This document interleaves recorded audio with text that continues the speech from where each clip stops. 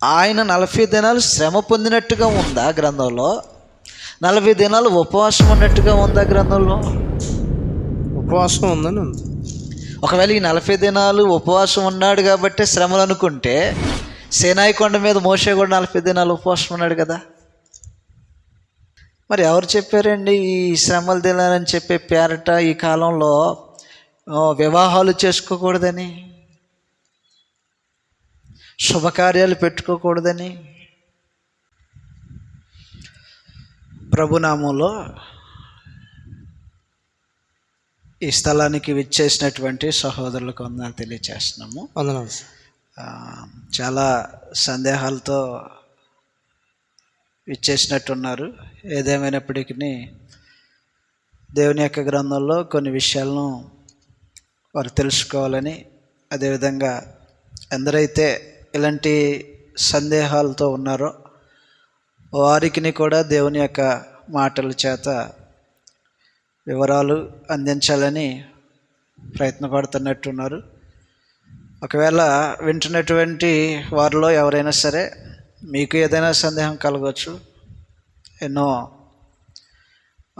అనుమానాలు గాను, ఇది చేయొచ్చా చేయకూడదు అనేటువంటి విషయాలు కానీ, దైవ గ్రంథంలో కొందరు అనుసరించి కొందరు అనుసరించినటువంటి వారుగా ఉంటున్నారు. కాబట్టి అసలు ఏంటి వీటి విషయాల గురించినటువంటి సంగతులు ఏమన్నా రాయబడ్డాయి అనేటువంటి కొన్ని విషయాలు ఏదో చర్చించాలనేటువంటి ఒక మంచి ఆలోచనతో మన సముఖానికి సోదరులు లాజర్ గారు మన మధ్యలో ఉన్నారు. వారు ఏదైతే సందేహాలు అడగబోతుంటారో వాటిని ఆలోచించేద్దాం. వాటి నుంచి గ్రంథంలో ఏదైనా వివరాలు ఉంటే వాటిని పునరాలోచన చేసి సత్యమేదో గమనించడానికి ఈ సమయాన్ని మనము సద్వినియోగం చేసుకునే ప్రయత్నం చేద్దాం. వారు ఏదైనా సందేహం కలిగి ఉన్నట్లయితే అది కూడా దేవుని యొక్క గ్రంథంలో సమాధానం చెప్పగలిగినటువంటి సందేహం అయితేనే అది మనం చర్చించిపోతాం. ఒకవేళ సందేహము ఉన్నప్పుడు కూడా అది గ్రంథానుసారం కాకపోతే మనం దాన్ని స్కిప్ చేయబోతాం. అందులో మన సొంత అభిప్రాయాలు ఏమీ చెప్పడానికి మేము పూనుకోవట్లేదు. ఒకవేళ వారు ఏదన్నా సందేహాలు అడిగినప్పుడు అవి గ్రంథంలో ఎలాగున్నాయో అవి తరచి చూడబోయే అవకాశం ఏదైనా ఉంటే చూడబోతాం. సహోదరులు, మీరు ఏదైతే ప్రశ్నలు మమ్మల్ని అడగాలని ఇచ్చేశారో మీరు గ్రంథానుసారంగా న్యాయబద్ధమైనటువంటి ప్రశ్నలు మమ్మల్ని అడుగుతారని మేము అనుకుంటున్నాం. ఒకవేళ చిక్కు ప్రశ్నలు అడిగి మమ్మల్ని ఇబ్బంది పెట్టరని మేము అనుకుంటున్నాం. ఒకవేళ అవి లేఖనానుసారం కాకపోతే మేము వాటిని ముందుగానే మీకు తెలియచేసి అవి అక్కడే ఆపేసేస్తాం. మీరు అడిగేది ఏదైనా ఉంటే న్యాయబద్ధమైనవి, నేడున్నటువంటి సమాజానికి ఉపయోగకరమైనవి, విశ్వాసాన్ని బలపరచుకోవటంలో లోపాలు దిద్దుకోవటానికి ఏమైనా ఉపయోగపడే ఏమైనా ప్రశ్నలు ఉంటే వాటిని మా ముందు ఉంచాలని మీకు ప్రేమతో తెలియచేస్తున్నాం. సార్, మంచిదండి. బ్రదర్ మోషే గారికి హృదయపూర్వక వందనాలు తెలియజేస్తున్నాము. వందనాలండి. కొన్ని డౌట్స్ అనేది వాస్తవానికి ఈనాడు ఉన్నటువంటి సమాజంలో అనేక మందికి ఉన్నాయి. వాటిని గ్రంథంలో నుంచి క్లారిఫై చేయడం కోసం మేము మీ సమ్ముఖానికి ఇక్కడికి చేరి వచ్చున్నాం. వాస్తవానికి మీ యూట్యూబ్ ఛానల్లో కానీ మీ యొక్క లెసన్స్ మేము అనేకమైనవి వింటూ ఉంటాం. మీ దగ్గర నేర్చుకున్నటువంటి సంగతులు కూడా ఉన్నాయి. అనేకమైన వాటిని మేము నేర్చుకున్నాం. ఏదైతే ఇంకా మా దగ్గర అనుమానాలు ఉన్నాయో వాటిని గురించి కొన్ని విషయాలు మీ దృష్టికి నేను తీసుకురావడానికి ప్రయత్నం చేస్తాను. వాటిని ద్వారా గ్రంథంలో నుంచి క్లారిఫై చేయడానికి మీరు ఆలోచన చేయండి. మేము ఏది మిమ్మల్ని చిక్కు ప్రశ్నలో లేకపోతే ఏదో ఇబ్బందికరమైన ప్రశ్నలు వేసే పరిస్థితులు ఉండదు. మంచి ప్రశ్నలు అడగడానికి మేము ప్రయత్నం చేస్తాం. సార్, నేను యాక్చువల్గా ఒక 2-4 ప్రశ్నలు రాసుకొని వచ్చాను. వాటిని మీ ముందు ఉంచుతా. వాటిని గురించి మీరు కొంచెం క్లారిఫై అవ్వాలని ప్రేమతో కోరుచున్నాం. ఎందుకంటే గ్రంథం అనేక గ్రంథాన్ని క్షుణ్ణంగా పరిశీలించి సమాధానాలు చెప్పగలిగే యొక్క సామర్థ్యత మీ దగ్గర ఉందనేది మేము నమ్ముచున్నాం. ఇదేమైనప్పటికీ కొన్ని ప్రశ్నలు మీ దృష్టికి నేను తీసుకొస్తాను. సరేనండి. ఈ రోజుల్లో శ్రమల దినాలు అనేవి ఎప్పటి నుంచో పూర్వం నుంచి ఈ యొక్క అలవాటు పద్ధతి అనేది వస్తూ ఉంది. శ్రమల దినాలంటే అసలు ఏంటి? ఒక ప్రశ్న అండి మాకు. శ్రమల దినాలంటే అసలు ఏంటి? అవి ఏనాడు నుంచి కొనసాగించుకుంటూ వచ్చారు. పూర్వం నుంచి పెద్దలు కొనసాగించుకు వచ్చారు. దాన్ని పెద్దలు అనుసరిస్తారని ఈనాడు ఉన్నటువంటి సమాజం కూడా దాన్ని కొనసాగించడం అనేది జరుగుతూ ఉంది. అసలు శ్రమల దినాలు అంటే ఏంటి, వాటిని ఇప్పుడు మనం కొనసాగించవచ్చా, దాని గురించి గ్రంథంలో మీరైనా క్లుప్తమైన సమాచారం ఇస్తారని మేము నమ్ముతున్నాను. ఓకే సోదరులు, మన మధ్యలో ఉంచినటువంటి ప్రశ్న ఒకటి ఉంది. శ్రమల దినాలు అంటే ఏంటి అని వారు మనం ప్రశ్నిస్తున్నారు. ఆ ప్రశ్నకి మనం సమాధానం చెప్పడానికి మొదట వారు ముందుగానే తెలియచేసినట్టుగా మేము ఎప్పటి నుంచో శ్రమల దినాలు ఆచరించడం అనేది చూస్తున్నామని, ఎప్పటి నుంచో మా కళ్ళ ఎదుటిగా అవి జరుగుతున్నాయి. మరి నేడున్నటువంటి మీ యొక్క గ్రంథం నుంచి ఇచ్చే సమాధానం ఏంటి అని మనల్ని అడిగారు. మంచిది. ఈ ప్రశ్న సమాధానాన్ని ఆలోచించేయటానికి ముందు నేను వారిని మరొక ప్రశ్న అడగాలనుకుంటున్నాను. తప్పకుండా చెప్పండి. అసలు శ్రమల దినాలు అని గ్రంథంలో రాయబడినట్టుగా నేను ఎక్కడ చదవలేదా? ఏంటి సార్ మీరు అట్లా మరి డౌట్ పెడుతున్నారు మళ్ళీ మాకు. శ్రమల దినాలు అనేది వాస్తవానికి శ్రమల దినాలుగా పేరు అలా కొనసాగించుకుంటూ వెనకటి నుంచి పూర్వం నుంచి దాన్ని కొనసాగించుకుంటూ వచ్చారు. వాస్తవానికి ఎప్పటి నుంచో చాలా క్రితం నుంచి ఈ యొక్క ఆచారమో లేకపోతే పద్ధతి, ఈ యొక్క పద్ధతి అలవాటు చేసుకుంటూ ముందుకు కొనసాగిన పరిస్థితులు ఉన్నాయి. అయితే మీకు ఎవరైతే వాటిని నేర్పించారో వారు మిమ్మల్ని మోసపుచ్చారు. మమ్మల్ని మోసం చేశారు, మోసం చేశారు. ఏంటి సార్ మీరు మమ్మల్ని భ్రమలో పెడుతున్నారా ఏంటి? అలాగేం లేదు. శ్రమల దినాలు అనేది అసలు గ్రంథంలో వాడుకలో ఉన్నటువంటి పేరు కాదు అది మొదట.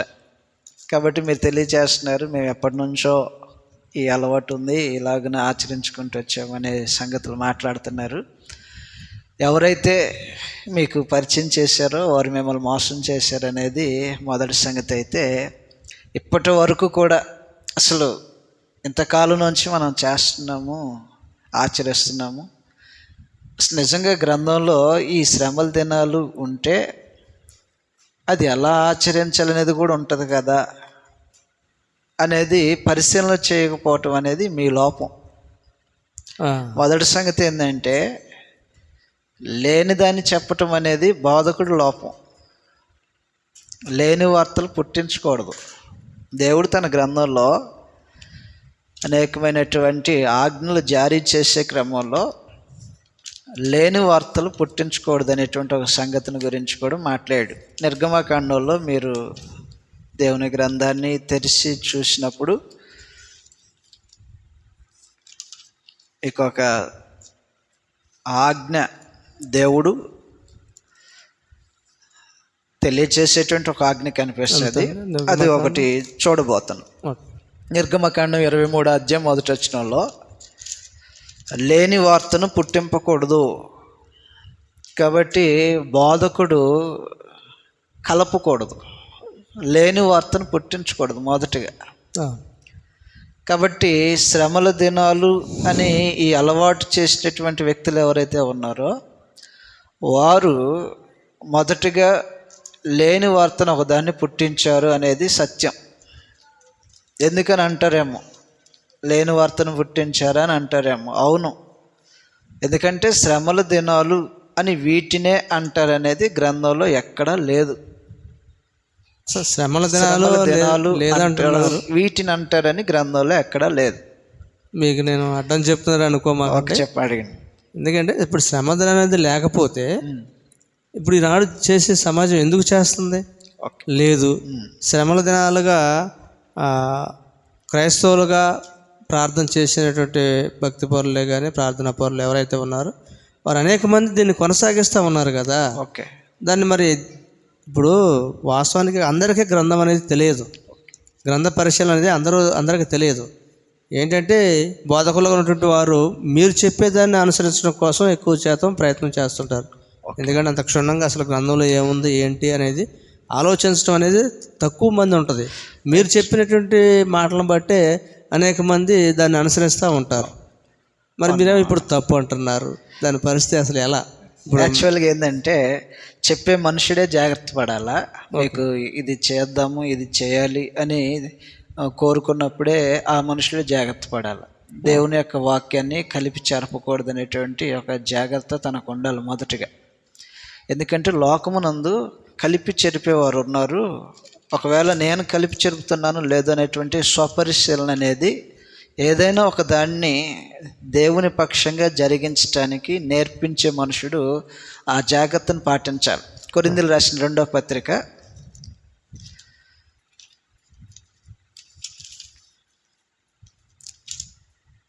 2వ అధ్యాయం 17వ వచనంలో బోధించేటువంటి వాడు ఏదైతే శ్రమల దినాలని ఇప్పటి వరకు కొంతమందికి అనేక స్థలాల్లో నేర్పించి అనేక మంది మనుషుల్ని పురుకొల్పి వాటిలో నుంచి బయటికి రాకోకుండా బంధించేసినట్టుగా ఈ రోజున మనుషులు చిక్కుపడి ఉన్నారు. దీనికి గల కారణం ఏమంటే ఎంతో కాలం నుంచి మేము చేసుకుంటూ వస్తున్నాము అనేది ఒకటి. మొట్టమొదటిగా ఆ ప్రాంతానికి ఎవరైతే పరిచయం అయ్యారో వారు నేర్పించిన దాన్నే ఇక ప్రామాణికంగా ఎంచుకునేటువంటి వారు ఉన్నారు. కాబట్టి దీంట్లో మనం ఆలోచించాల్సింది ఏంటంటే బోధించేవాడికి హెచ్చరికలు ఏంటంటే నేనేమన్నా కలిపి చెరుపుతున్నానా అనేటువంటి ఒక భయం ఉండాలి. మొదటిగా తను పరీక్షించుకోవాలి. తను కొరింథీయులు రాసిన 2వ పత్రిక 2వ అధ్యాయం 17వ వచనంలో మేము దేవుని వాక్యమును కలిపి చెరిపెడు అనేకుల వలె ఉండక. కాబట్టి మీరు అడిగారు ప్రశ్న, మరి ఎప్పుడో మాకు నేర్పించారు, ఇలాగ చేయాలని అన్నారు, మేమేమో బోధకుల మీదే ఆధారపడుతున్నాము, మీరేది చెప్తే అదే నమ్ముతున్నాము అనే మాటలు మాట్లాడారు. అభిమానం ఉండొచ్చు కానీ లేఖనాలను పరిశీలన చేయనంత వెర్రితనం ఉండకూడదు. మనుషులకి ఉండొచ్చు, మా మీద అభిమానం ఉండొచ్చు, ఆయన చెప్పింది సత్యం అనిపించేలాగా మీకు ఉండొచ్చు, కానీ అసలు ఆయన చెప్పిన దాంట్లో లేఖనానుసారంగా ఉందా లేదనేటువంటి పరిశీలన కూడా మనం గ్రంథాన్ని చూసి చేయాలి. ఈ రోజుల్లో ఉన్నటువంటి పరిస్థితులు ఎలాగ ఉన్నాయంటే ఒక ఆయన చెప్తే దాన్ని తెరిచి చూద్దామనే మనుషు లేదండి. అందరూ బైబిల్ పట్టుకొని క్యారీ చేసి వెళ్తున్నారు, చక్కగా ప్రార్థనకి వెళ్తున్నారు. మరలా వారు కుటుంబ సమేతంగా వెళ్ళేటప్పుడు అందరూ ఒక్కొక్కరి చేతిలో ఒక్కొక్క బైబుల్ ఉంటుంది ఇంట్లో. బైబుల్స్ కొదువు లేదు ఈ రోజుల్లో, కానీ దాన్ని ఓపెన్ చేసి చూసేటువంటి మనసు లేదు చాలామందికి. ఎలాగెళ్ళారో అలాగే క్లోజ్ చేసుకుంటారు, అలాగే వచ్చేస్తారు.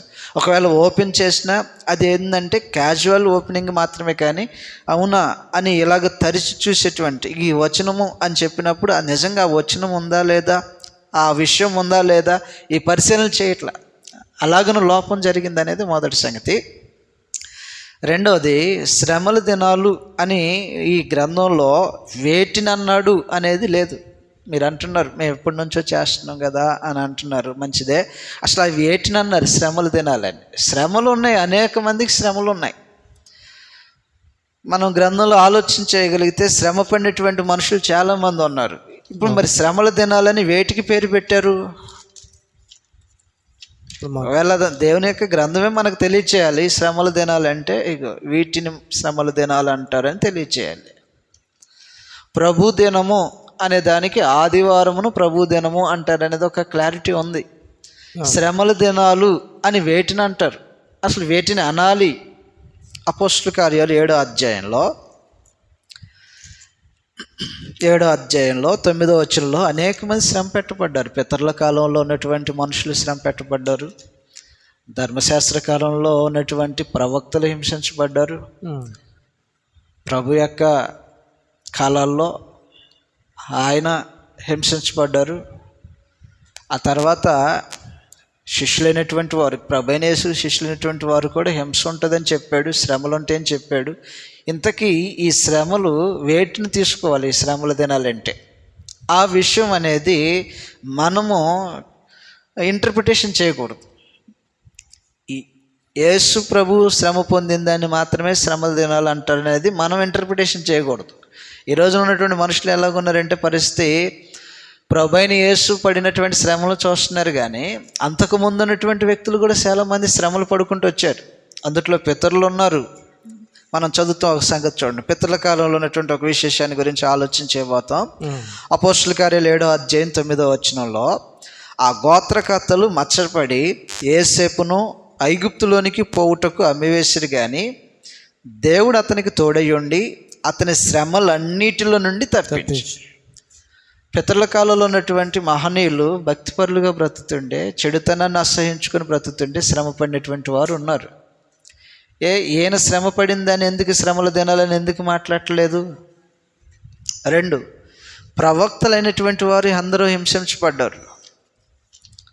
ప్రవక్తలు, దేవుని పక్షంగా పంపించబడినటువంటి ప్రవక్తలు 80 మంది మనుషులు ఉన్నారు. వారు కూడా హింసించబడ్డారు అనే సంగతుల గురించి మనం చదువుతాం. మత్తయి సువార్త 23వ అధ్యాయంలో, మత్తయి సువార్త 23వ అధ్యాయంలో ప్రభువైన యేసు మాట్లాడుతున్నాడు. యెరూషలేములో ప్రవక్తలు పంపించబడేవారు యెరూషలేము యొక్క క్షేమం కొరకు, తన ప్రజలైనటువంటి వారు మార్పు చెందాలని దేవుడు ప్రవక్తలను పంపిస్తే, పంపించబడినటువంటి ప్రవక్తల్ని కొట్టేవారు, కొంతమందిని చంపేసేవారు, అనేక మందిని, కొంతమందిని తీసుకెళ్ళి నీళ్ళు లేనటువంటి బావుల్లో వేసేవారు. ఎన్నో శ్రమలు వారికి పెట్టారు. మత్తయి సువార్త 23వ అధ్యాయం 37వ వచనంలో, యెరూషలేమా యెరూషలేమా, ప్రవక్తలను చంపుచును నీ యొద్దకు పంపబడిన వారిని రాళ్లతో కొట్టుచును ఉండుదానా, కోడి తన పిల్లలను రెక్కల క్రిందకి ఎలాగూ చేర్చుకొనునో అలాగే నేనును నీ పిల్లలను ఎన్నో మార్లు చేర్చుకునే వాళ్ళని ఇంటిని, కానీ మీరు వల్లకపోతిరి. కాబట్టి ఇప్పుడు ఇది 2వ సంగతి. మొదటిది, పితరుల కాలంలో ఉన్నటువంటి మనుషులు శ్రమ పెట్టబడ్డారు. యోసేపు ఎన్నో శ్రమలు పడ్డబడ్డాడు, దేవుడు శ్రమలోంచి తప్పించాడు అనేటువంటి ఒక కొటేషన్ మనం గ్రంథంలో చదివాం. ఇప్పుడు 2వ సంగతి ఇక్కడ ఏం చదువుతున్నాం అంటే, ప్రవక్తలు పంపించాడంట దేవుడు. ప్రవక్తలు కూడా శ్రమ పెట్టి హింసించి కొంతమందిని చంపేశారని చెప్పేసేసాడు. ఇక్కడ వీరు శ్రమ పడ్డారు కదా, శ్రమ పొంది హింస పొందారు కదా, వీళ్ళు పొందినటువంటి శ్రమలు ఎందుకని శ్రమలు తినాలని పేరు పెట్టలేదు వారికి?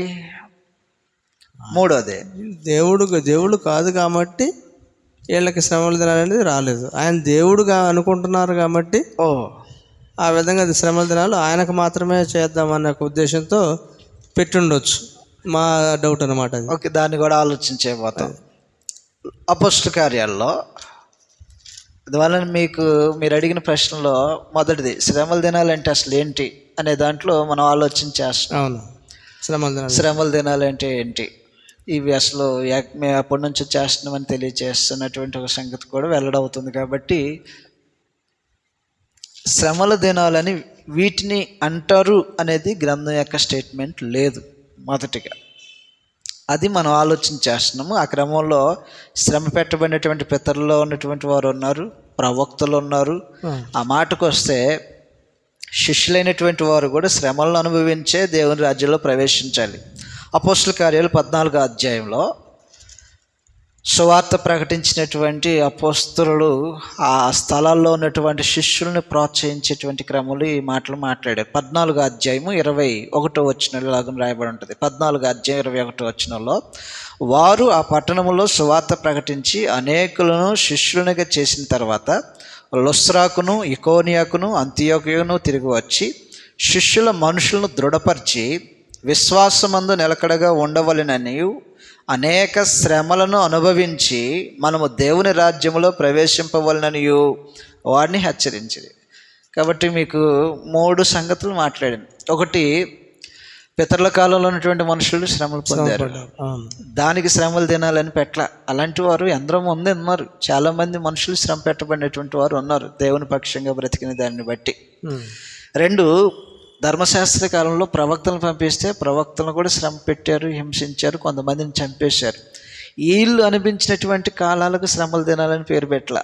3వది, నేడు క్రైస్తవులు అనేటువంటి వారు అనేక మంది కూడా సద్భక్తితో బ్రతకను ఉద్దేశించినప్పుడు ఇలాంటి శ్రమలు ఎన్నో ఎదురవుతాయి. ఒకటి అపవాది నుంచి ఎదురవుతుంది, లోకం నుంచి ఎదురవుతుంది, తన కుటుంబం నుంచి ఎదురవుతాయి. ఇలాగ ఎన్నో శ్రమలు, వీటిని అనుభవించే దేవుని రాజ్యంలోనికి మనం ప్రవేశించాలనేటువంటి ఒక ప్రోత్సాహాన్ని అపోస్తలులు తెలియచేశారు. వీటిలో దేనికిని ఈ పేరు పెట్టలేదు, కానీ ఒకదానికి మాత్రం ఈ పేరు పెట్టుకున్నారు. ఏంటంటే యేసు 40 రోజులు ఉపవాసం ఉన్నాడు కదా, అవునండి, ఉన్నాడు కదా అని పేరు పెట్టారు. నా ప్రశ్న ఏంటంటే, నేను మిమ్మల్ని అడిగే ప్రశ్న, ఇప్పుడు మీరు నన్ను ప్రశ్నించడానికి ఇక్కడ కూర్చున్నారు, కానీ నేను మిమ్మల్ని అడిగేటువంటి ప్రశ్న ఏంటంటే, ఈ 40 దినాలలో శ్రమ పడినట్టుగా క్రీస్తు ప్రభు ఏమని చెప్పాడు? ఉపవాసం ఉన్నమాట వాస్తవమే. చదువుతున్న గ్రంథంలో మత్తయి సువార్త 4వ అధ్యాయంలో ఈ 40 దినాలు ఉపవాసం ఉంటే, ఈ 40 దినాల ఉపవాసంలో నేను శ్రమ పొందాను అని ప్రభువైన యేసు ఆయన 40 దినాలు శ్రమ పొందినట్టుగా ఉందా గ్రంథంలో? 40 దినాలు ఉపవాసం ఉన్నట్టుగా ఉందా గ్రంథంలో? ఉపవాసం ఉందని ఉంది. మరి 40 దినాలు శ్రమల దినాలని ఎందుకు పేరు పెట్టారు? ఒకవేళ ఈ 40 దినాలు ఉపవాసం ఉన్నాడు కాబట్టి శ్రమలు అనుకుంటే, సీనాయి కొండ మీద మోషే కూడా 40 దినాలు ఉపవాసం ఉన్నాడు కదా. అంటే 40 దినాలు ఎవరు ఉపవాసం ఉన్నా సరే అది శ్రమలు అయిపోతాయా? అంటే మనుషులు దేనికి ఏ పేరు పెట్టాలనేది కూడా వీళ్ళు నిర్ణయించేసుకున్నారు అనేది ఒకటి అర్థమవుతుంది. ఎందుకంటే ఇప్పుడు మనం చదువుతున్నాము మత్తయి సువార్త 4వ అధ్యాయంలో ప్రభువైన యేసు ఉపవాసం ఉన్నట్టుగా ఉంది, నిజంగానే ఉంది, అది గ్రంథంలో రాయబడినటువంటి సంగతి. 40 దినాలు ఉపవాసం ఉన్నాడు ఆయన. ఈ 40 దినాలు ఉపవాసం ఉన్నప్పుడు అవి శ్రమల దినాలుగా ఎంచబడ్డాయా? మరి ఒకవేళ శ్రమల దినాలే అన్నారు అనుకోండి, సీనాయి కొండ మీద ఒక ఆయన ఉన్నాడు, అంతకుముందు ఈయనకంటే ముందు ఒక ఆయన ఉన్నాడు, ఆయన కూడా శ్రమల దినాల్లోనే ఉన్నాడా? చదువుతాం గ్రంథంలో మత్తయి సువార్త 4వ అధ్యాయంలో మొదటి వచనం నుంచి రాయబడినటువంటి సంగతులు ఈ విధంగా ఉంటాయి. 4వ అధ్యాయం మొదటి వచనంలో, అప్పుడు యేసు అపవాది చేత శోధింపబడుటకు ఆత్మ వలన అరణ్యమునకు కొనుపోబడిను. 40 దినములు 40 రాత్రులు ఉపవాసం ఉండిన పిమ్మట ఆయన ఆకలి కొనగా. ఇక్కడ 40 దినాలు ఉపవాసం ఉండుటకు ఆయన అరణ్యమునకు కొనుపోబడినట్టుగాను, శోధించబట్టడానికి కొనుపోబడినట్టుగాను మనం చూస్తున్నాం. ఈ 40 దినాలు ఉపవాసం ఉన్నాడని రాయబడి ఉంది, కానీ 40 దినాలు శ్రమలు అనుభవించాడనేటువంటి సంగతులు ఎలాగని రాయబడి లేదే. మరి ఇది ఎక్కడ ఆలోచన కలిగింది మనుషులకి? ఇలాంటి ఆలోచన ఎలాగొచ్చింది? శోధించబడటం. అవును, ఈ రోజున మనము శోధించబడుతున్నాం అపవాది చేత. మనం కూడా శ్రమ. ఒకవేళ మనం కూడా శ్రమ అనుకోండి, అది ఎంతకాలం ఉండే శ్రమ? జీవితకాలం ఉండే శ్రమ అది. ఒకవేళ అదే శోధించబట్టమే శ్రమ అనుకుంటే, మనం కూడా శ్రమ పొందుతున్నాం ఈ దేహంలో. వీటిని ఎందుకని శ్రమలు తినాలి అంటలేదు? ప్రభువైన యేసు ఉన్నటువంటి 40 దినాల్లోనే శోధించబడ్డాడు. అపవాది చేత శోధించబట్టమే శ్రమల దినాలైతే, నేడు మనం నిరంతరము శోధించబడుతున్నాం. ఆ శోధకుడు ప్రతివాడిని, ఎవడిని వదలకుండా ప్రతివాడిని శోధిస్తున్నాడు. కాబట్టి మనము శ్రమ అనుభవిస్తూనే ఉన్నాం. అందువల్ల మీకు 2 సంగతులు తెలియచేశాను. ఒకటి, శ్రమల దినాలు అనేటువంటి పదము వాస్తవంగా ఈ 40 దినాలు ఉపవాసం ఉన్నందుకు ఉపయోగించబడాలి. దేనికి వినియోగించబడింది అంటారు? మరి అది మానవ కల్పితం, మానవ ఊహ. మనుషులు ఈ 40 దినాలకు శ్రమల దినాలని పేరు పెట్టాలని పెట్టారు. ఒకవేళ దేవుడే పెట్టాలనుకుంటే ఆయన ఎలాగ పెడతాడంటే, ఒక ఉద్దేశం చెప్పి ముందే ఆ ఉద్దేశాన్ని ఇలాగను మీరు ఆచరించాలి, ఇది మీరు మాత్రమే కాదు మీ పిల్లలకు కూడా నేర్పించాలని చెప్తాడు. ఆయన ఏదైనా ఒకటి ప్రవేశపెట్టినప్పుడు ఎలాగుంటుంది అంటే, ఆయన ఎందుకు ఇది చేయాలో మొదటగా ఒక ఉద్దేశం చెప్తాడు, వారు ఆచరించాలని కోరతాడు. వారు మాత్రమే కాదు, భవిష్యత్తులో వారి పిల్లలకు కూడా నేర్పించాలని కోరతాడు. అది దేవుని యొక్క మనసు నుంచి కలిగింది అయితే ఈ పద్ధతి ఉంటుంది. దేవుని మనసు నుంచి కలిగింది అయితే ఎలాగుంటుంది అంటే, ఒక సంగతి మీకు తెలియజేస్తే అర్థమవుతుంది. ఇశ్రాయేలు ప్రజలు ఐగుప్తు దేశం నుంచి వెళ్ళిపోవటానికి ముందు క్రమంలో వారిని పస్కా ఒకటి ఆచరించాలని కోరతాడు. పస్కా పండుగ ఒకటి ఆచరించాలని కోరతాడు. ఆ పస్కా పండుగకి సంబంధించినటువంటి వివరాలు తెలియచేశాడు. నిర్గమకాండం 12వ అధ్యాయంలో పస్కా పండుగ మీరు చేయాల్సినటువంటి దినం ఎప్పుడో, దానికి ఏం పేరు పెట్టాలో కూడా ఆయనే పెట్టాడు. ఇప్పుడు శ్రమల దినాలని మనుషులు పెట్టిందో దేవుడు పెట్టిందో మనకి ఎంత క్లారిటీగా అర్థమవుద్దంటే, ఇక్కడ ఉన్నటువంటి ఈ ప్యాటర్న్ మొత్తానికి ఒక దేవుడు ఒక పేరు పెట్టాడు. ఏంటంటే గొర్రె పిల్లను కానీ మేక పిల్లను కానీ ఒక దాన్ని తీసుకోమన్నాడు, దానిని తినాలి, కాల్చి తినాలి, నెలలో వండొద్దు, దాన్ని చేదుకూరలతో తినాలన్నాడు. ఇలాగున ఎన్నో సంగతులు అక్కడ మాట్లాడు. చేతిలో కర్ర పెట్టుకొని తినాలంటాడు, కాళ్ళకు చెప్పులు వేసుకొని తినాలంటాడు, నడుము కట్టుకొని తినాలంటాడు. ఈ ప్రాసెస్ అంతా ఏదైతే దేవుడు ఆజ్ఞాపించుకుంటూ వచ్చాడో, దీనికి ఏమని పిలవాలి, దీన్ని ఏమని పెట్టాలన్నాడు అంటే ఆ పేరేంటో కూడా ఆయనే చెప్పాడు. చూడండి, మనకు కావాలంటే సంగతులు ఈ విధంగా ఉంటాయి.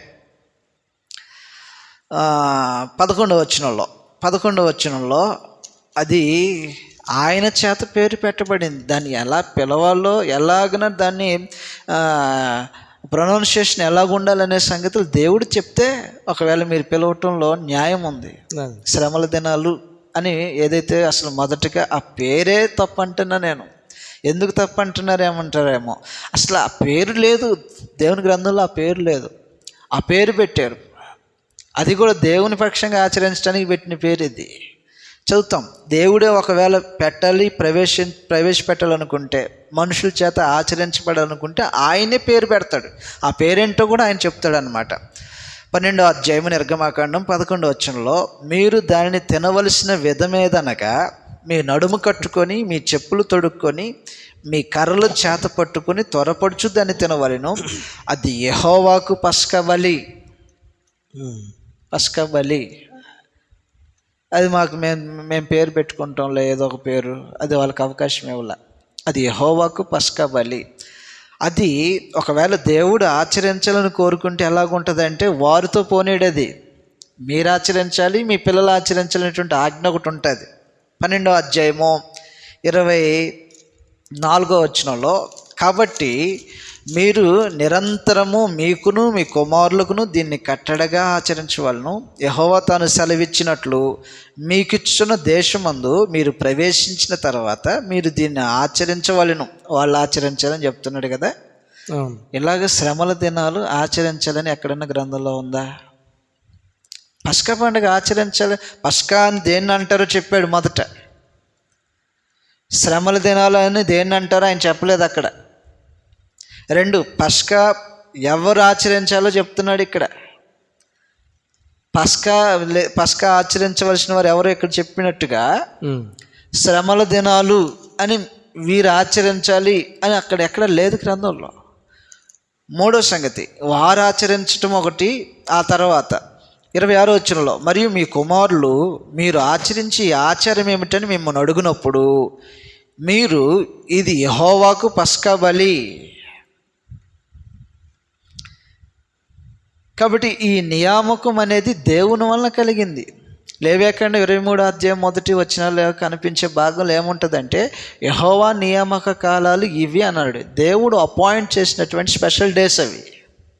అలాగనే ఈ 40 దినాలను దేవుడే అపాయింట్ చేశాడు స్పెషల్ డేస్గా అని ఎక్కడన్నా మనకి దాఖలు చేయబడినట్టుగా గ్రంథంలో మేము చదవలేదు. అందుకోసమే ఈ శ్రమల దినాలు అని చెప్తున్నటువంటి అసలు ఆ పేరే గ్రంథానికి సంబంధం లేనటువంటి పేరు. ఒకవేళ మేము చేస్తున్నాం, మరి మేము తప్పుటోళ్ళం అంటారా అని, మమ్మల్ని ఎలాగంటారా అని మీలో ఎవరికన్నా భావన కలిగితే చేసేది ఏమీ లేదు. సత్యం ఏదైతే ఉందో సత్యం అది. మాది ఒక ప్రశ్న చెప్పండి. మధ్యలో వస్తున్నాం అనుకో, అడగండి. ఇప్పుడు ఒకవేళ 40 రోజులు చేస్తున్నాం, దేవుని పేరు మీద చేస్తున్నాం, చేయటం వల్ల ఇప్పుడు శ్రమల దినాలని ఒక భక్తిగా బ్రతుకుదామని, ఈ 40 రోజులు దేవునితో సహవాసం కలిగి ఉందామని, ఈ 40 రోజులు ఈ విధంగా మనం కొనసాగితే ఒకవేళ మనకు మంచి పని మీదగా జరిగించేది, భక్తితోనే కాదు ఈ కార్యక్రమాలు చేసేది. అలా చేయకూడదంటారా? అయితే మనం ఏదైనా చేసి ఇది భక్తితోనే కదా చేసింది అనేస్తే దేవుడు అంగీకరిస్తాడా అనేది ప్రశ్న. అదే మేమేం తప్పు చేయట్లేదా అని అంటున్నారా అనే కదా మీ భావన? మేమేం తప్పు చేయట్లేదు కదా, తప్పు కాదు కదా చేసేది, భక్తితో చేస్తాను. 40 రోజులు దేవునితో దగ్గర అయినట్టుగా భక్తి భావాలతో కూడుకున్న ఒక వాతావరణంలో ఆయన స్మరించుకుంటున్నట్టుగా మేము ఉంటున్నాం కాబట్టి అదేమన్నా తప్పు అవుతుందా? సరే, ఈ విషయం విన్న తర్వాత తప్పు కాదు మీరే నాకు చెప్పవలసిన సంగతులు అయి ఉంటే సరే మీరే చెప్దురు. కానీ యెషయా గ్రంథంలో సంగతి రాయబడి ఉంది 29వ అధ్యాయంలో. మీరు అడుగుతున్నట్టుగా మేమేం తప్పేం చేయట్లేదుగా, భక్తితోనే కదా, భక్తిలో ఉండటానికే కదా ఈ కార్యక్రమాలన్నీ అంటున్నారు. కాబట్టి ఈ విషయం చదివిన తర్వాత దానికి సమాధానం ఎలాగుంటుందో ఆలోచన చేస్తాం. యెషయా గ్రంథం 29వ అధ్యాయం 13వ వచనం చదువుతాం. 29వ అధ్యాయం 13వ వచనంలో ప్రభువు ఎలాగ సెలవిచ్చుచున్నాడు, ఈ ప్రజలు నోటి మాటతో నా యొద్దకు వచ్చుచున్నారు, పెదవులతో నన్ను గనపరుచుచున్నారు, కానీ తమ హృదయమును నాకు దూరము చేసుకుని ఉన్నారు. వారు నా ఎడల చూపు భయభక్తులు మానవుల విధులను బట్టి వారు నేర్చుకున్నవి. మానవుల విధులను బట్టి నేర్చుకున్నది భక్తి అనే దానికి అర్థం లేదు. ఒకవేళ అనుకోవచ్చు మేము తప్పు చేయట్లేదు, ఆచరిస్తున్నాము, భక్తిగా ఉంటున్నాం, భక్తిగా బ్రతకటానికే ఈ దినాలు మాకు సహకరిస్తాయని అనుకుంటారేమో. ప్రశ్న ఏంటంటే, ఒకవేళ ఈ ఆచారము అనేది మనుషుని బట్టి కలిగిందనుకో, దాంట్లో మనుషుడు పొందుకోగలిగినటువంటి భక్తి లేదు. భక్తి మనుషులు కల్పించినటువంటి పద్ధతులను బట్టి, లేకపోతే ప్రత్యేకమైనటువంటి దినాలను బట్టి, మనుషులు కల్పించినటువంటి దానిని బట్టి కలగదు, పద్ధతులను బట్టి కలగదు. భక్తి కలగటానికి దేవుడు అనుగ్రహించినటువంటి ఉన్నాయి. మనుషులకు భక్తి ఎలాగన కలుగుతుంది? భక్తి కలగటానికి మనుషులు మీరు అన్నట్టుగా మేము ఈ ఉపవాస దినాల్లో భక్తి పేరటే కదా కూడుకునేది అని అంటాం. మేము భక్తి కలగాలంటే మొదటిగా దేవుని యొక్క అంగీకారం ఉండాలి. దేవుని అంగీకారం లేకోకుండా మనుషులు కల్పించిన పద్ధతులు ఏవైతే ఉంటాయో అవి దేవుని యొక్క వాక్యాన్ని నిరర్ధకం చేస్తాయి. మనకు అనిపించవచ్చు ఇది చేస్తే తప్పేంటి దేవుని పేరట. అవి అలా అనిపించినప్పుడు మొదటిగా మనం ఏం ఆలోచించాలంటే, ఒకవేళ ఇది దేవుని యొక్క వాక్యమునకు వ్యతిరేకమైతే, మత్తయి సువార్త 15వ అధ్యాయంలో ఈ సంగతులు రాయబడి ఉంటాయి. మత్తయి సువార్త 15వ అధ్యాయంలో రాయబడినటువంటి సంగతులు ఈ విధంగా ఉన్నాయి, చదువుతాం. మత్తయి సువార్త 15వ అధ్యాయము 7వ వచనంలో 6 నుంచి చదువుతాం చూడండి. మత్తయి సువార్త 15వ అధ్యాయం 6వ వచనం. మీరు అన్నారు మొదటిగానే మేము ఎప్పటి నుంచో చేస్తున్నాము, ఇది ఇప్పటి ఆచారం కాదు, లేకపోతే మాకు ఇప్పటి నుంచి తెలిసింది కాదు, అలవాటు కాదు, ఎప్పటి నుంచో ఉంది కదా, మా ప్రస్థానం నుంచి చేసేవారు ఉన్నారు కదా అనేటువంటి ఒక అభిప్రాయాన్ని వెళ్ళబుచ్చారు కదా. దీన్ని ఏమంటారంటే పారంపర్య ఆచారం అంటారు. ఒకరి దగ్గర నుంచి మరొకరు అందిపుచ్చుకోవటం, ఒక తరం నుంచి మరొక తరము కొనసాగించటం. ఇలాంటి పారంపర్య ఆచారాలు చేసేటువంటి మనుషులు దేవుని పేరట చేయకూడదు. దేవుని పేరట ఇలాంటి పారంపర్య ఆచారాలు చేయటం అనేది దేవుని యొక్క వాక్యాన్ని వాల్యూ లేకోకుండా తృణీకరించేయటం అని అన్నాడు. ప్రభువైన యేసు చెప్పిన మాట ఇది 6వ వచనంలో. మీరు మీ పారంపర్య ఆచారం నిమిత్తమై దేవుని వాక్యమును నిరర్ధకము చేయుచున్నారు. ఎప్పుడు నిరర్ధకం అవుతుంది దేవుని యొక్క వాక్యము? పారంపర్య ఆచారాలప్పుడు. వేషధారులారా, ఈ ప్రజలు తన పెదవులతో నన్ను గనపరుచుదురు కానీ వారి హృదయం నాకు దూరముగా ఉన్నది. మనుషులు కల్పించిన పద్ధతులు. ఎవరు చెప్పారండి ఈ పద్ధతులన్నీ? శ్రమల దినాలు ఆచరించాలని గ్రంథంలో ఉందా? లేదు. 1. 2, ఎవరు చెప్పారండి శ్రమల దినాల్లో మాంసం తినకూడదని? అది ఏమైనా గ్రంథంలో ఉన్నటువంటిదా? అది లేదు. మరి ఎవరు చెప్పారండి ఈ శ్రమల దినాలని చెప్పే పేరట ఈ కాలంలో వివాహాలు చేసుకోకూడదని? శుభకార్యాలు పెట్టుకోకూడదని, లేకపోతే ఇంకేదన్నా వాళ్ళకు ఏదైతే వ్యాపార సంబంధమైనవి ఏదన్నా ఉన్నాయో, ఈ ఇల్లు కట్టుకోవటం ఏదైతే ఉందో, ఇవన్నిటిని కూడా ఏం చేస్తున్నారంటే ఈ దినాల్లో చేయకూడదు అనే ఒక అభిప్రాయానికి వచ్చేది. ఈ దినాల్లో చేయకూడదు అని అన్నారు. ఈ దినాలలో గ్రంథంలో ఎలాగుందంటే దేవుడు చేసిన ప్రతి దినము మంచిదనే ఉంది. సరే, ఒక దినం మంచిది, ఒక దినం చెడ్డదని ఎంచుకుంటున్నాడు, ఇది వేరే విషయం. అయితే ఇందుట్లో ప్రత్యేకించి ఈ శ్రమల దినాలు అని చెప్పేటువంటి ఆ కాలంలో అది చేయకూడదు, ఇది చేయకూడదు అని ఈ ఆజ్ఞ లేక ఎవరి నుంచి జారీ అయ్యాయి? దేవుడు ఆజ్ఞాపించాడా? దేవుడు ఆజ్ఞాపించుకోకుండా మనుషులు కల్పించిన దాంట్లో భక్తి ఉండదు. భక్తికి మానవ పద్ధతులు సహకారం అందించవు. మనుషుడు ఏదన్నా ఒకదాన్ని చేసి భక్తిని పెంచుకుందాం అనుకుంటే అది భక్తి పెరిగేది కాదు, అలాగే పెరిగేది కాదు. అది భక్తి పెరగటానికి దేవుని యొక్క ఆజ్ఞ ఒకటి ఉంది. అది చదివి మనం సంగతులు ముగించేపోతాం. పేతురు రాసిన పత్రికలో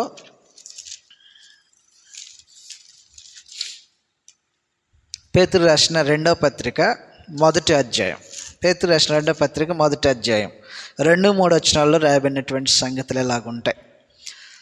తన మహిమను బట్టి గుణాతిశయమును బట్టి మనలను పిలిచిన వారిని గూర్చిన అనుభవ జ్ఞానము మూలముగా ఆయన దైవశక్తి జీవముకును భక్తికిని కావలసిన వాటన్నిటినీ మనకు దయచేయుచున్నందున, జీవానికి భక్తికిని కావలసిన వాటిని దయచేసేది ఏంటి? ఆయన దైవశక్తి. అది కలగ చేస్తుంది. దేవుని యొక్క శక్తి ఈ రోజున లేఖనములు ఎందుకు పొందుపరచబడి ఉంది. లేఖనముల్లో దేవుని యొక్క శక్తి ఉంది. దేవుని శక్తిని వెల్లడి చేసేవి ఆయన లేఖనాలు. ఒకసారి చదువుతున్న గ్రంథంలో తిమోతి రాసిన మొదటి పత్రికలో దేవుని శక్తి వెల్లడవుతుంది. ఎలాగున మొదటి పత్రిక 2వ అధ్యాయము 2వ అధ్యాయంలో 4వ వచనం చదువుతున్నాం. మీ విశ్వాసము మనుషుల జ్ఞానమును ఆధారము చేసుకొనక దేవుని శక్తిని ఆధారము చేసుకుని ఉండవలెను. నేను మాట్లాడినను స్వార్థ ప్రకటించినను జ్ఞానయుక్తమైన తీయని మాటలను వినియోగింపక పరిశుద్ధాత్మయు దేవుని శక్తియు కనపరుచు దృష్టాంతములనే వినియోగించి తిని. అందువలన లేఖనములు రాయబడినటువంటి సంగతులు దేవుడు తన గ్రంథంలో పొందుపరిచినటువంటి ఏవైతే ఉంటాయో వాటిని పరిశీలించినప్పుడు దేవుని యొక్క శక్తి వెల్లడవుతుంది. ఆ శక్తి అనేది భక్తికి కావలసిన వాటిని దయచేసింది. స్పెషల్గా లెంట్ డేస్ అని 40 రోజుల ఆచారం అని ఇది ఆచరిస్తేనే భక్తి, లేదంటే లోకానికి కొద్దిగా దూరంగా ఉంటామని ఈ భ్రమ మొదటిగా మనుషులు వదిలేయాలి. ఈ 40 రోజులు లెంట్ ఆచరించి లేదా ఉపవాసం అని ఆచరించి భక్తిని పెంచుకుంటే మిగిలిన సంవత్సరం అంతా భక్తిని కొద్దిగా ప్రక్కన పెట్టారని అర్థమా? అవును కదా. మరి ఇది భక్తి పెరగటానికి అన్నప్పుడు మిగిలినటువంటి జీవితకాలంలో లేదా ఆ సంవత్సరంలో మిగిలిన దినాలన్నిటిని భక్తిని వదిలేసి తమ ఇష్టాన్ని నెరవేర్చుకోవటానికి ఉపయోగించుకుంటున్నారని అర్థమా? అందువలన ఇలాంటి పొరపాట్లు జరుగుతున్నాయి అనేక స్థలాల్లో. మీరు తెలియచేశారు. ఒకప్పుడు దేవుని యొక్క గ్రంథం ఏంటో తెలియని ప్రజలు, చదువులేని ప్రజలు, చదువులేదు, ఎవరైనా వచ్చి ఏదైనా చదివితే ఆ చదివింది వింటాం తప్ప అదొకసారి చూసి మనం మరొకసారి మన కళ్ళతో క్లారిటీ తీసుకుందాం అనేటువంటి ఒక ఆలోచన లేనటువంటి రోజులు అవి. ఆ రోజుల్లో నేర్పించబడ్డాయి అనేకమైనటువంటి మత సంబంధమైన ఆచారాలు నేర్పించబడ్డాయి. దేవుని యొక్క వాక్యానికి భిన్నంగా ఆచారాలు నేర్పించబడ్డాయి. ఒకవేళ నిజంగా వాళ్ళు వాక్యమే నేర్పున్నట్లయితే లేఖనము ఇందును గురించి ఏం చెప్తుంది అని ప్రశ్న వేసుకునే వాళ్ళే, విచారణ చేసేవాళ్ళే. ఒకవేళ ఇది దేవుని యొక్క ఆలోచన కాకపోతే అది వదిలేసేవారే. కానీ ఈ రోజుకి వదిలేనటువంటి మనసు ఉంది చూడండి. అందువలన ఏ ఆచారము మనకి లేఖనాలకు వేరుగా అభ్యసింపకూడదు. ఒకవేళ అభ్యసించామనుకోండి అది మన జీవితం నుంచి తీసేయటం అనేది చాలా కష్టం. తప్పని తెలిసినా తీసేయటం చాలా కష్టం. అందువలన ఒకవేళ మేము అందులోనే భక్తి పెరుగుతాము, మేము చేసుకుంటే మమ్మల్ని విమర్శిస్తారా అని భావించేటువంటి మనుషులకు తెలియజేసే మనం ఏంటంటే, మిమ్మల్ని ఎవరిని విమర్శించే ప్రయత్నం చేయట్లేదు. బ్రతకండి, భక్తిగా బ్రతకండి, దేవుడు కోరుకున్నట్టుగా బ్రతకండి, అంతే తప్ప ఇలా చేస్తేనే అలా చేస్తేనేటువంటి లేనిపోయినటువంటి వాటిని. 40 దినాలు ఉపవాసం ఉన్నాడని చెప్పాడు గ్రంథంలో. 40 దినాలు శ్రమ పెట్టబడ్డాడు అనే దాన్ని మనం ఎలాగైనా ఆపాదించుకోవటము, శ్రమల దినాలని మనం దానికి ఎలాగైనా పేరు పెట్టడం జరిగిందనేది పునరాలోచన చేయాల్సినటువంటి విషయం. సరే, మంచిదండి. చాలా అనేకమైన సంగతులు మేము నేర్చుకున్నాం ఈరోజు గ్రంథంలో నుంచి. మనుషులు ప్రవేశపెట్టినటువంటి యొక్క పారంపర్య ఆచారాల వలన ఉపయోగం లేదనేది ఈరోజు గ్రంథం నుంచి మాకు నేర్పించారు. ఏదైనప్పటికీ మేము ఇంకా అనేకమైనటువంటి ప్రశ్నలతో మేము ముందుకు వస్తుంటాం. ఓకే, మీరు మాకు గ్రంథం ద్వారా వాటిని క్లారిఫై చేస్తూ ఉండండి. తప్పకుండా ఇది మాకు మేలు జరుగుతుంది, అదేవిధంగా ఈ యొక్క ఛానల్ ద్వారా వింటున్నటువంటి వారు అందరికి కూడా మేలు జరగడానికి అవకాశం ఉంటుంది. దీన్ని మీరు ఇదే విధంగా కొనసాగించాలని, మేము ఎప్పుడు వచ్చినా కానీ కాదనకుండా మేము అడిగిన ప్రశ్నలకు గ్రంథం ద్వారా సమాధానం తెలియజేయాలని మిమ్మల్ని ప్రేమతో కోరుచున్నాం. తప్పకుండా. వందనాలు.